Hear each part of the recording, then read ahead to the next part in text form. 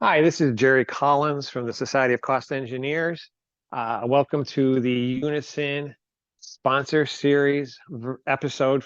Today we will have Jim Golden from Unison reviewing Unison and model-based cost engineering at its finest.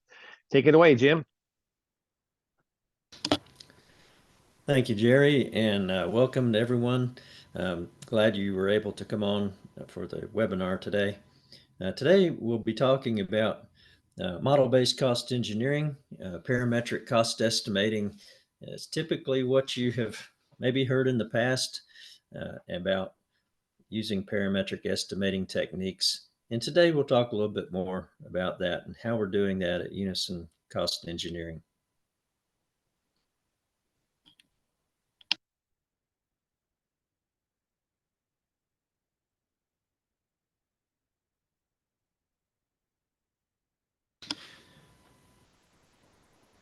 We'll see as we move through this presentation and then the subsequent demonstration how we at Unison Cost Engineering are approaching model-based cost engineering. Now, primarily we're using a framework called True Planning, which some of you have maybe been licensed for in the past or maybe have been trained or used in the past. But True Planning is the framework that we typically will use that was developed by Price Systems some number of years ago. And those are all model-based costing that we talk about and we hear about activity-based costing and parametric estimating.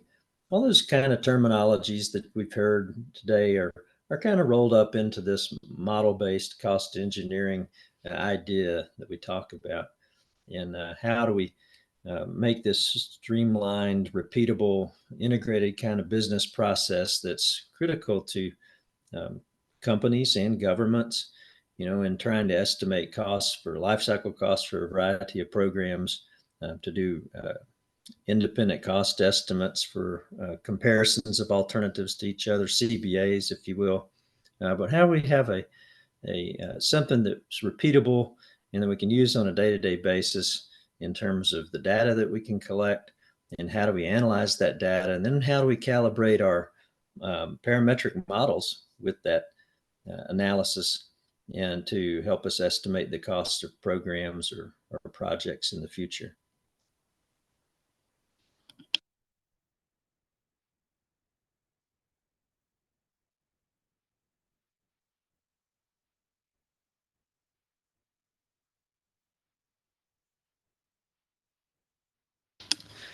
So besides just talking about parametric estimating models and creating models that imitate real life in the real world to help us estimate costs, we also like to talk about the kinds of things that an organization has that are very critical to the process of doing cost estimating. We talk about data that might be available in the organization or outside of the organization, which is very critical to have access to data if we can get it, particularly historical data with regard to hardware or software development efforts that have been done perhaps in the past. Those are very important kind of attributes that we like to have. And then we like to think about the people that are within the organization, whether they're subject matter experts or stakeholders who are affected by the cost estimating function within the organization. And then the process to include the organizational culture, whether that organization has some type of CMMI level or things like that, but what the real expertise of the organization is, and then technology, what kind of technology is available to the organization. So we're not just talking necessarily, when we talk about model-based cost engineering, and certainly we're talking about the parametric estimating that and the models that we can build. But we're also talking about the organization. You have to look at the organization really separately from other organizations to determine how to move ahead with getting the best kind of performance out of model-based cost engineering. So there are some traditional challenges, of engineering build-up estimating that we're all familiar with. And here's some of those that we've kind of labeled out here that we're trying to meet head on.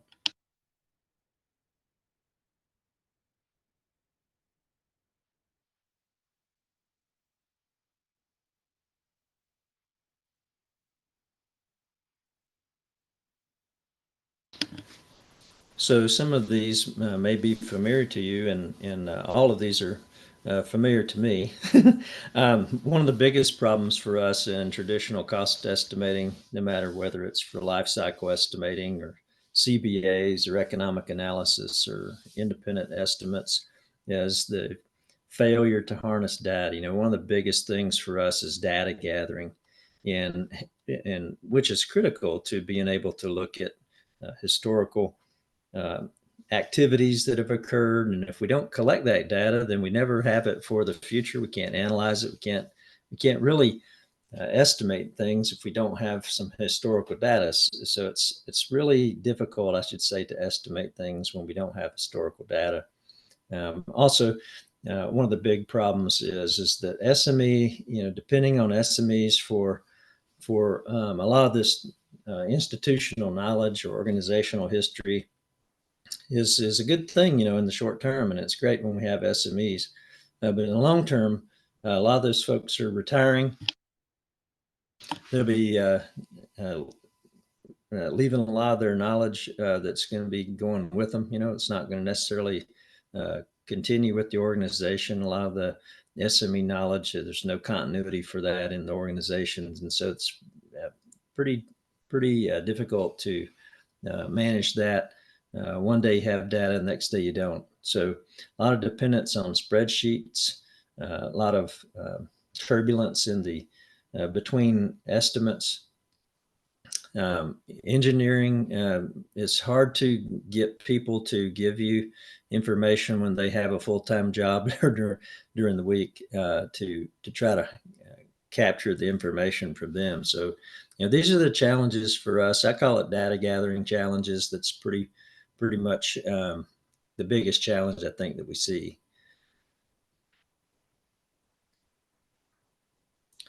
Now, when you have data gathering challenges and the other challenges we've talked about on the previous slide, um, you know, we want to try to improve our ability to do cost estimating through our technology, through all kinds of different improvements to cost models over time. But it's very difficult to do that, without that good historical data, types of things. But we do have a goal at Unison Cost Engineering to be able to help people get their jobs done in a more practical um, way, every day, in terms of getting things done quicker and with a higher quality, and in a way that it will give you time to sit back and actually think about what you're doing, instead of just building out a lot of information and not getting anything out of it, but giving you the tools in terms of technology, particularly with the True Planning Suite of applications, to give you the actual time to focus on analysis as opposed to building out different kind of cost estimating structures and all that kind of thing. We want to take the time away from that to allow you to think about these different ideas here.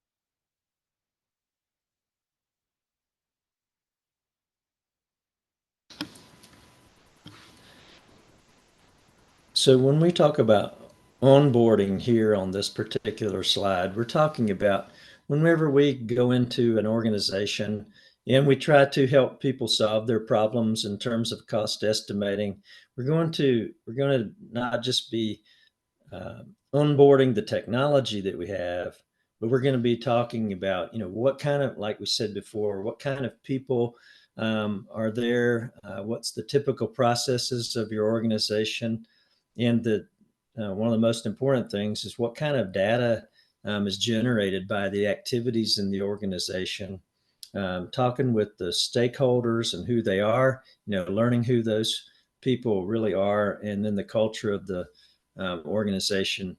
Very important to allow us to use the technology that we have to help your organization become more efficient, more effective at performing cost estimating in getting the data and the results out of that cost estimating and analysis to help you manage the company or manage the firm or the government, whatever the entity is, but helping you use the information the best way that you can for whatever the objective is of a particular cost estimating project.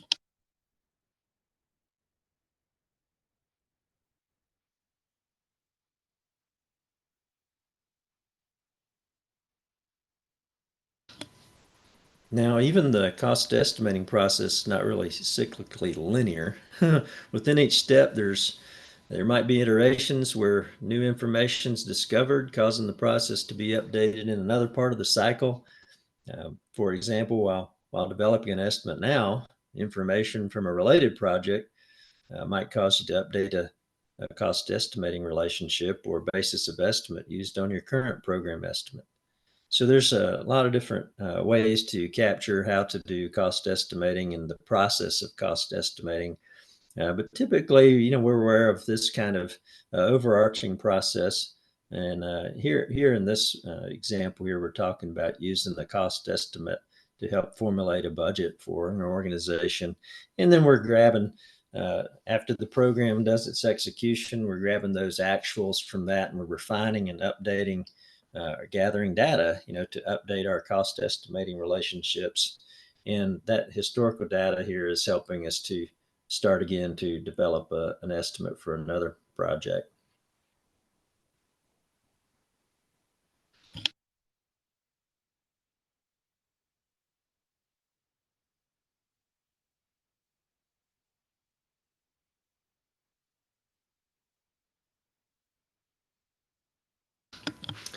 So this is the way we take the approach in Unison cost engineering when we're talking about moving into this model-based cost engineering. So business intelligence obviously is taking those raw data and changing that into meaningful, useful data or information rather.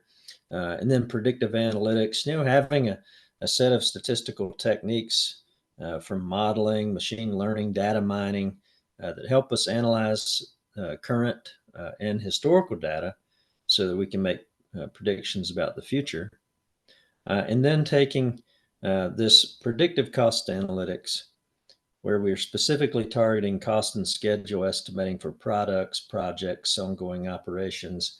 In other words, using the predictive analytics information to help us inform a cost estimate, if you will, for some specific project or product or program. And then model-based cost engineering, as you move down into here, is where we're definitely going to be using this kind of information that we developed in the past through data gathering, specific projects that we had, to use a suite of proven processes, automated software, and predictive models, and which is what I have mentioned is that really the framework for Unison cost engineering's true planning application and its companion applications help us to do all of these things together with eventually coming out to where we're producing a cost estimate of some type of cost estimate.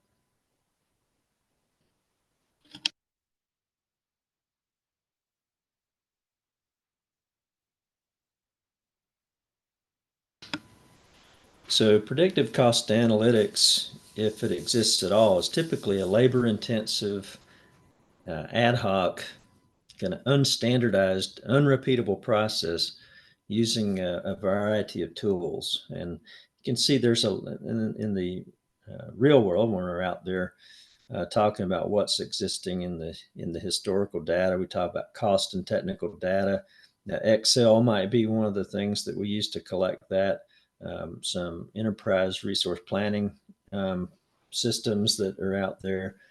Anyway, we typically see the idea of gathering enterprise type data, and then predictive models are recreated every single time. So you might be able to do this with some data that you're grabbing, and then you produce these ad hoc predictive cost models for use by the various business units, and then eventually they would be the customers.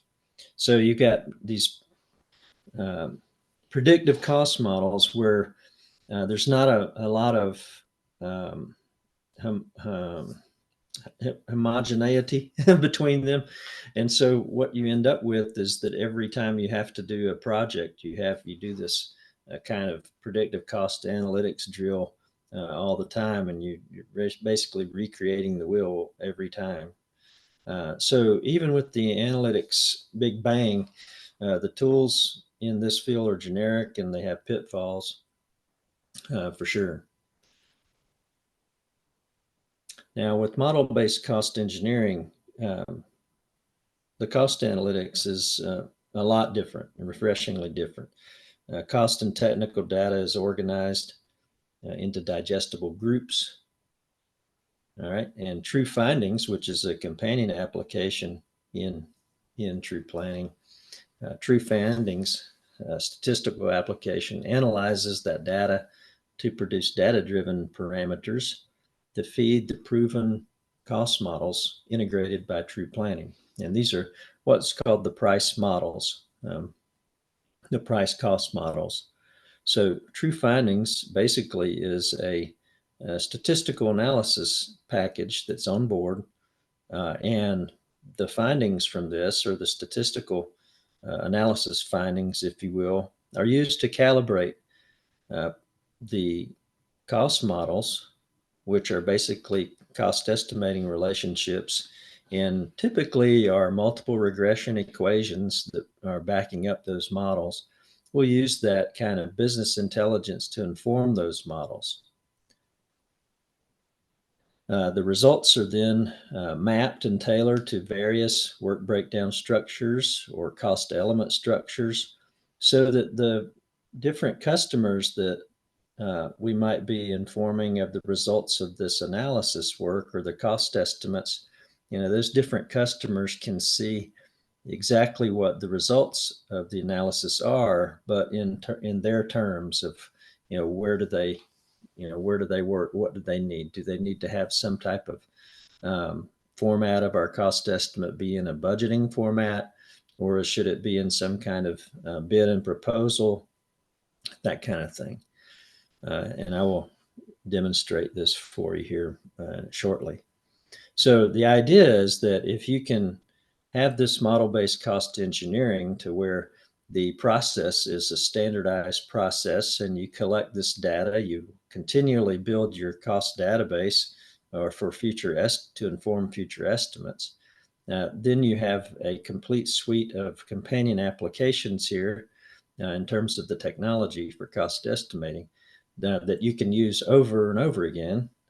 Then you can put those results of this estimating here into different formats using this other companion application that we call True Mapper.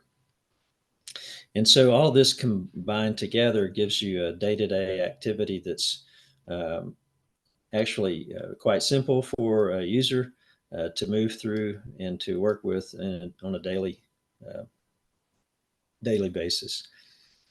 So now, with that being said, I will launch a demonstration and of the True Planning framework and give you an idea about how model-based cost engineering is affected using the True Planning companion applications. Now, you might notice here too that if you'd like to contact me, my contact information is right here, my email address. All right, just give me just a moment or might say at this point, does anyone maybe have any questions? If not, then maybe you can send me an email and I'll get right back to you as soon as I can.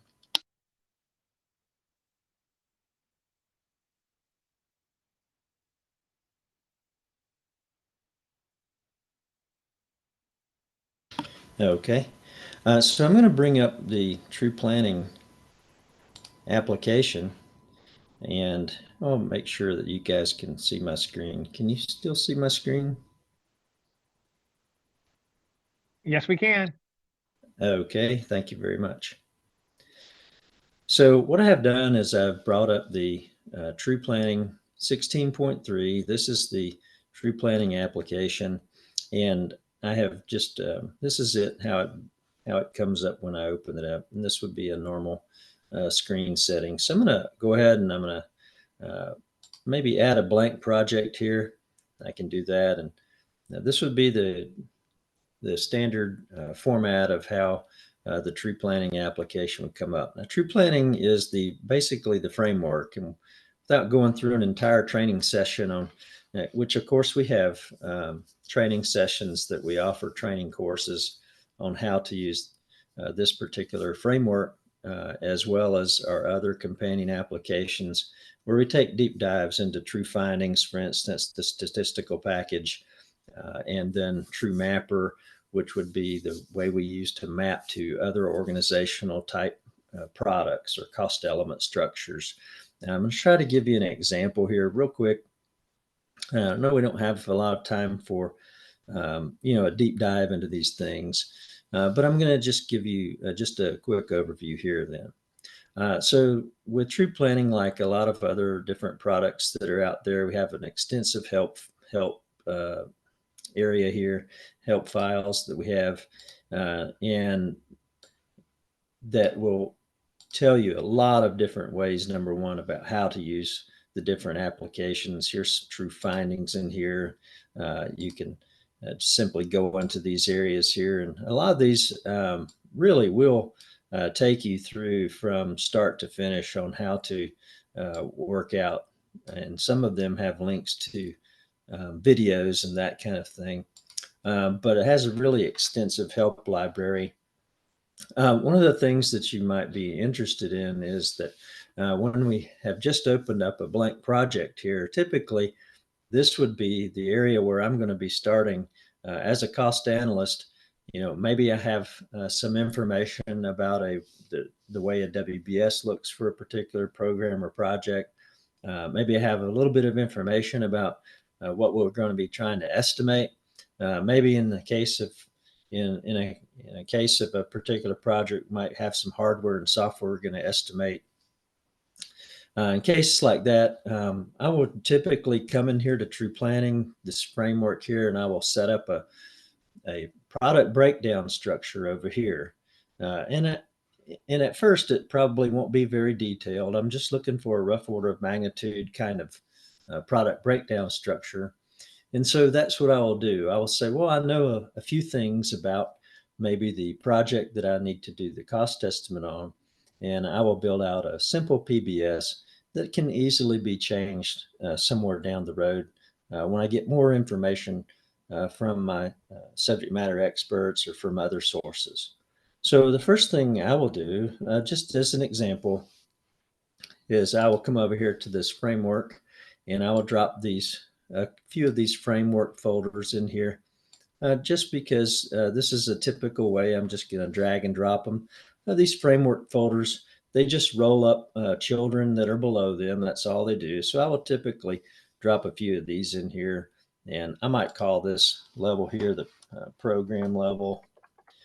And, I might call it program X. Maybe that's what I'm going to work on today. And maybe there's a system. I'll call this a system level. So you don't have to, but it's just something you might throw in here. I can't use my, here we go. I might just throw in something like this that I want to add. Then I might come down here and say, well, maybe there's going to be some hardware that's going to be developed in here. So I might say, well, this system is going to have some hardware in it. It might have some software. So I'm just going to drag and drop these models. And these are cost objects that we call cost objects. They're really cost models. And behind those models are those multiple regression equations in the background that are CERs. And they have their own input sheets. And when we populate those input sheets, the multiple regression equations that are in these models in the background will populate. And that's how we start to change these different cost objects into something that is actually being developed. So we will use the same hardware component. If this was a wing of an aircraft, then we could just retitle this wing, aircraft wing, or the tail section, or the engine, or something like that. And the way we characterize those, components, why we turn this hardware cost object into a wing, is through using input sheets for that, which I'll show you here shortly. Now, maybe this system here is going to have some integration of these things to be able to work together. So we have some common elements here that are typical of a MIL standard 881. So I might drop in some integration, assembly, test, and checkout right here to cover the kind of costs to integrate and test these items here, maybe integrate them together. And I like to move it up here at the top. Maybe there's some system engineering and program management costs up here at the program level for the contractor who's developing this system, perhaps. And I can leave it here. Typically it's going to populate down here, but I kind of like to move them up here. So I can move around the things into this product breakdown structure until I get it the way I want it to look. And maybe at this point, I don't know a lot about the program that I'm going to be estimating what the system is, but I'm just trying to get started in terms of building up a product breakdown structure. So once I've gotten some information, maybe I've got a little bit more info, I can start using the capabilities in true planning here to help me. Maybe I don't have a lot of data from the program office, but I'm going to use true planning to help me out by sitting up here on a simple estimate and just taking a crack at a rough order of magnitude. I don't really have much information. Maybe I do have some information about the hardware and the software component, maybe a little bit of data. In this case, I might have some idea about what kind of equipment type we're talking about for this piece of hardware. And I don't know exactly what the weights are, which are very critical cost drivers for the hardware components. But I might have some information about equipment type. So we do have resident data in forms of a cost database in the background of this true planning application that are representative of U.S. industry averages, and then also representative of a lot of different data that we have mined and scrubbed over the years at the Cost Research Division of Unison Cost Engineering. So I will typically come in here and say, well, I don't know much about the weights of the structure and the weight of electronics at this time, and the other major cost drivers of manufacturing complexity for structure and electronics. Those are major cost drivers for any hardware component. So if I don't have that information and I'm just trying to produce a rough order of magnitude, I might go in here to the this calculator here and try to tell true planning about the characteristics of the equipment type for this particular hardware component. And so you can see there's a calculator. There's a variety of calculators that are there. And I might say, well, this is what kind of equipment is it? What kind of operating environment is this going to be? And so if I were to select military land mobile here, then I could go down and say, well, what kind of function is there going to be? Well, maybe there's a command, maybe it's control type function, maybe it's a control unit, this kind of thing. And then based on the cost database that True Planning has resident in the application, I get a host of interesting items that helps me populate the input sheet here. And so given just the function and the operating environment, I'm using True Planning's database to help give me these kind of critical major cost driver items here for a rough order of magnitude. So I'll hit OK, and then I'll hit recalculate. And now I have the these critical major cost drivers right through here. And that will produce some form of the hours or labor hours to develop that hardware component, as well as a cost to do that. Moving down here into software, we can do the same thing. We may not have any information, but we're just trying to get started until we do get more detailed information from our SMEs. And with the software, one of the biggest cost drivers, or uh, the most important cost driver for software is going to be size of the software, and that's a major cost driver for software development. So this in True Planning is telling me right here with this little exclamation point that I really do need to have some size in here for software. So with the software component, maybe I don't have any of those details yet. So I can just go back up here and make sure I sit on a simple estimate, which is rough order of magnitude. And I'll make use of some of the background cost database stuff that True Planning has resident in the application. And I'll say, well, let's click on this calculator and we can see, what kind of size units are we going to be estimating in? And there's a variety of those. Source lines of code is the default here, but there's function points and functional sizes, use case conversion points, if pug function points. In my day-to-day work as a coster, I see source lines of code and if pug function points quite a bit in my daily activities. But you may not. Maybe you're maybe have some other types. But nevertheless, I'm going to use, like for this example, I'll just use the size units of source lines of code, and I'll say, well, what kind of application is this going to be? And maybe we know it's going to be some kind of command and control application that the software is going to be built for.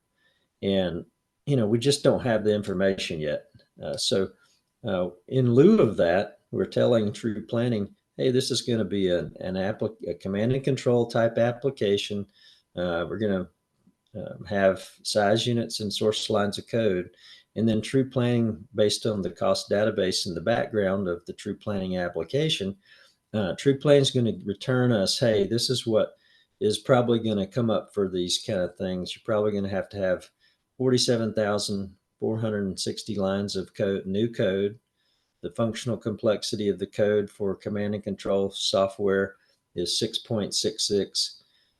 Operating specifications, these kind of things. And if I hit OK, then it's going to help me generate a rough order of magnitude for command and control type software to be developed.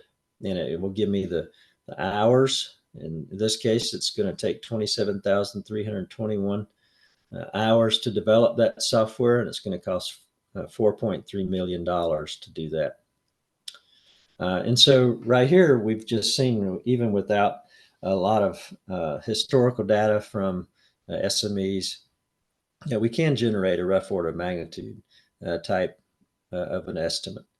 The other thing we can do is we can go up here and we can see, well, here's the system cost here, and we can look up here at the individual cost here, or we can look at the total project cost, which is rolled up into this area up here. And we can go and look up here at results, and we can put those results in a lot of different formats. This particular one looks like it has activity cost by cost object. So here's all of our cost objects up here at the top, and then here's all the different activities of those particular things. We can also choose from a variety of canned reports. Like if I want to look at cost objects, let me see if we can, here's some cost objects that we have here that are the same thing in our product breakdown structure. And we can look at the each one of those cost objects by activity in this way or this format. We can look at cost objects by fiscal year. This is just by fiscal year, and so this is for every cost object. But if I want to sit on this individual cost object, then I can get a report just for that. Here it's just the whole program. If I want to change these kind of results in True Planning, I can do that too by clicking on an Edit Favorite button here. Maybe I want to, instead of see and costs, maybe I want to see labor requirements, the hours. So I'll hit apply and hit close. Now I can look at all the labor hours in here. These are all labor hours now by cost object. And I can also look at that, for resources too. I can go back here to edit, and I can edit any of these reports. And I say, well, I want to see it by, let's see if I see it by resource. A lot of times a program manager might want to know how many hours a particular labor category is being used to build the software. And so here's the software component. Here's the different labor categories, and here's the hours that are being spent by these types of labor categories to build this software component. Same thing with hardware. If I sit on that, I can see the same kind of report. And these are resources, in this case, labor categories, and the hours that they spend. And I can switch that back around to costs if I wanted to as well. I can certainly get a lot of different metrics as kind of a report, but the metrics report gives us some really handy information when we sit on a particular cost object, and we can see different types of things, metrics for like a hardware component. It's going to have things like unit production cost, with the production quantity, development cost, these kind of things. And then software components are going to have their own kind of total software size. They have different kind of metrics for software components. And so then here we can also look at the schedule, and we can look at the critical path for different activities that are required. These are, and I'm just sitting on a software component here. You can see I'm looking at all the different activities to develop this software here in this case. Now, these are the different activities that have to be done. And then for traditional software development, it's going to give you a return on the schedule. How long is it going to take to do something, and then what's the start and end dates of these particular activities, and eventually give you the critical path for that. So there's a lot of different uses for looking at either the graphical representation or tabular representation of the schedule of the activities that have to be done, in this case for software. But I could just click up here to hardware and see what's happening for the hardware development. It gives you the same kind of thing. And it also gives you an output over here about a graphical output about for those kind of things. Hey, Jim, this got a couple of questions for you, potentially. Okay. So obviously this so far has been using the data in the background that comes with the system, the true planning system. I believe and assume, and the question was, if you have your own specific data, how easy is it to import your own or change this to your own data? And then the second question is more along the lines of, where does this data come from? Is it something that you would expect the customer to be willing to pay these prices based on where this comes from? Or is it, maybe that's the best question, is where does the data come from? Okay, yeah. So the data that's in the background that supports these rough order of magnitude estimates that I've just shown you an example of here, that data comes from a lot of different sources. And some of that data is data that we pay for from entities like Haystack or Janes, what used to be Janes, data like that. We also have proprietary and non-proprietary data that we've gathered over many years that has been scrubbed and is been cleaned up, from any indication of who it was from or anything like that, to help us to, number one, have that data available to true planning, to do these kind of rough order of magnitudes, but also to help us validate our cost estimating relationships, which are the multiple regression equations that are behind each of the models. The first question you asked me was, about how do we use our own data, when we do have our data. Well, if I'm going through here and I'm saying, well, I've thrown out some weights in here and some manufacturing complexities for structure and electronics, which happen to be major cost drivers for hardware. But if I get an SME that comes up and says, hey, Jim, I finally have that data that you're asking me for on here, and this is exactly what I do. I will send these kind of questionnaires out here using a parametric estimating form, which is an Excel spreadsheet of this. I will typically send that to people who are subject matter experts for this project, and I'll ask them these questions. So I'm very much using the cost database in the background right now, but when I do have that information, what I can do is I can come in here and just simply change this. Maybe it's not 2.7269 pounds for the weight of this structure for whatever this is going to be.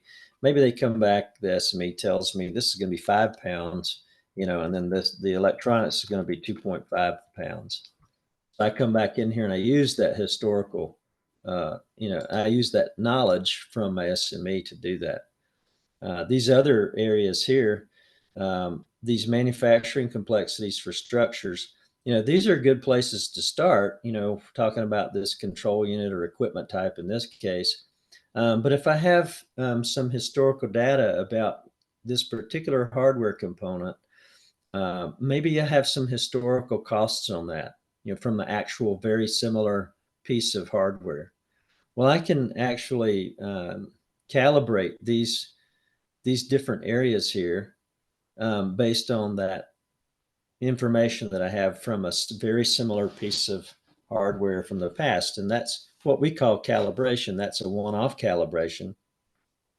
But if I have a lot of different information, or I should say data from similar hardware components, that's a lot of different data, I can analyze that in true findings and calibrate these manufacturing complexities for structure or electronics. I can calibrate those areas based on a large set of data findings from true findings, which is the big statistical package.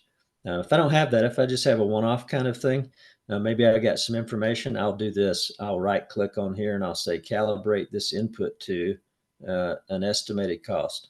Let's see what I can get. So when I bring it, I know this is complex looking, but it's very, very simple. What it says is I want to calibrate this manufacturing complexity for structure based on some information I have. And maybe I had some information from a different project perhaps, but it was a very similar hardware component. And maybe I knew something like, I'm gonna try to pick out some kind of easy thing here. Let's say we knew what the total cost was for for a similar hardware component. Well, I could take that and I could say, well, we had in the past, we had a total cost for this hardware component. In the past, we showed that it was $600,000 as opposed to what I'm predicting right now, which is $553,656. So maybe in the past, I get some information that says, well, it was $575,000. We'll just use 575,000. Well, I can tell True Planning to, hey, look, I want you to iterate this manufacturing complexity for structure value to try to get to that target value in terms of the hardware component that we're trying to estimate, because we had some information that in the past we knew what the total cost was for that. So if I hit OK here, then it will calibrate this to what I had for the total cost for the other hardware component that was very similar. And now it has calibrated that value here. And so now the cost of our hardware component is being estimated using the cost of that other hardware component. And it's very close to what we had paid in the past, just from iterating this particular, or calibrating this particular input in True Planning. So that is in a nutshell. How you would do one-off calibration is a very good question. And we would do the same thing with software. We could come in here and calibrate things like functional complexity in software development. We could calibrate that as well, either using true findings for large data sets or just one-off information that we might know about a similar software component that was built in the past. Being aware of the time constraint here, we've only got a few more minutes. This is a simple estimate. Could you show maybe a more, I assume up in the right-hand corner, there's a drop down, that there's a more detailed type estimate. Just kind of maybe show a little bit about how more Yeah, for detailed sure. you could get. Yeah, so after that's a great suggestion.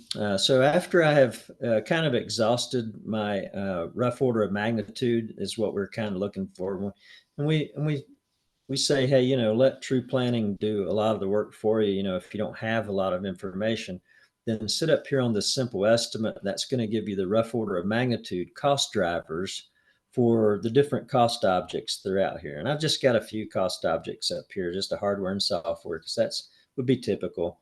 So in hardware, as I am going through time and I'm waiting on data to come to me from SMEs perhaps or other sources that I'm trying to get data for.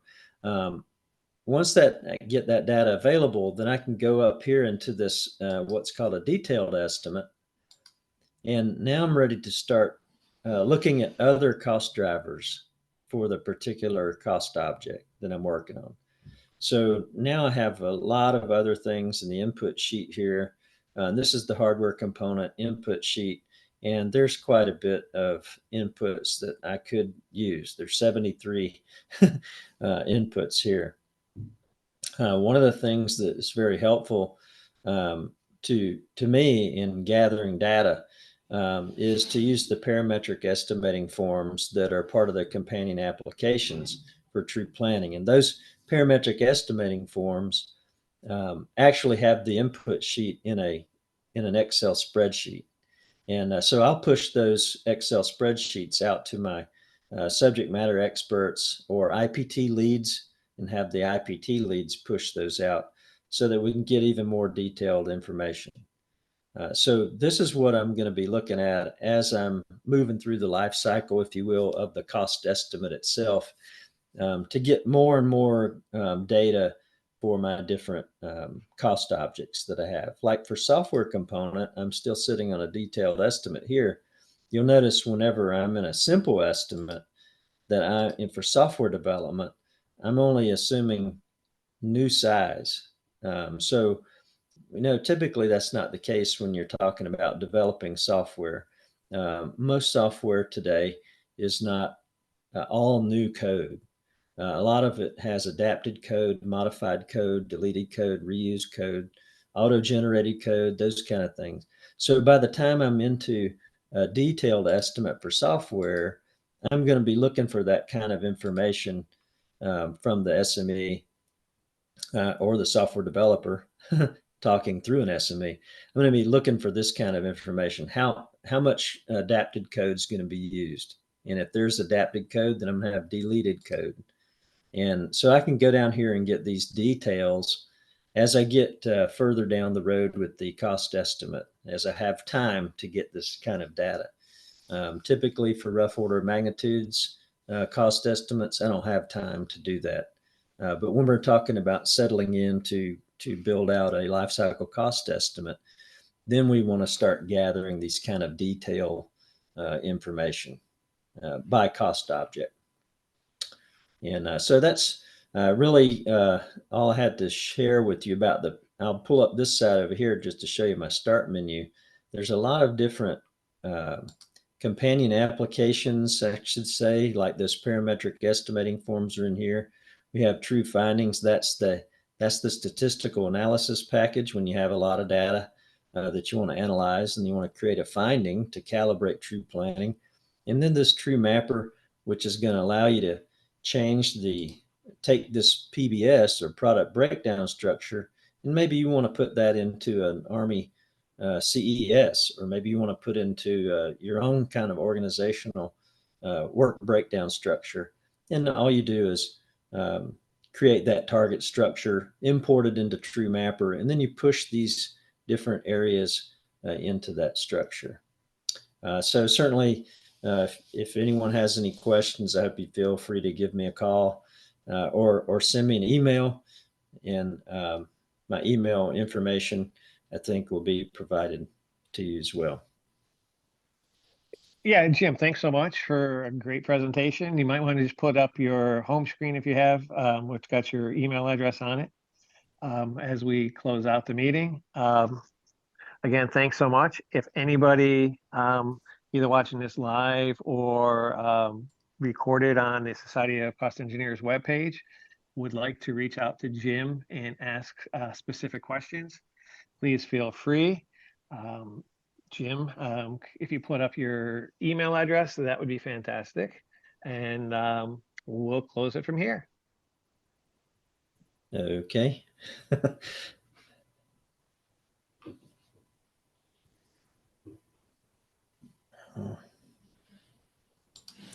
Hold on just one moment.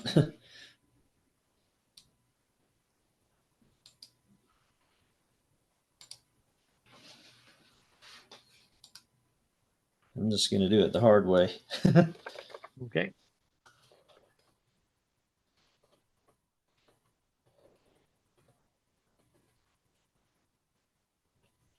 And then my phone number, if any of you guys want to give me a call, that would be great. Again, thanks everybody for attending and Yeah. listening. Jim, thanks for a great presentation. We may have you back to explain even more if you're interested. So, Sure, that'd be great. Thank you so much, Jerry. all right, Have a everybody, great have a day. great day. Bye. All right, bye-bye. And Jim, hit the stop recording, and then I can edit this part out.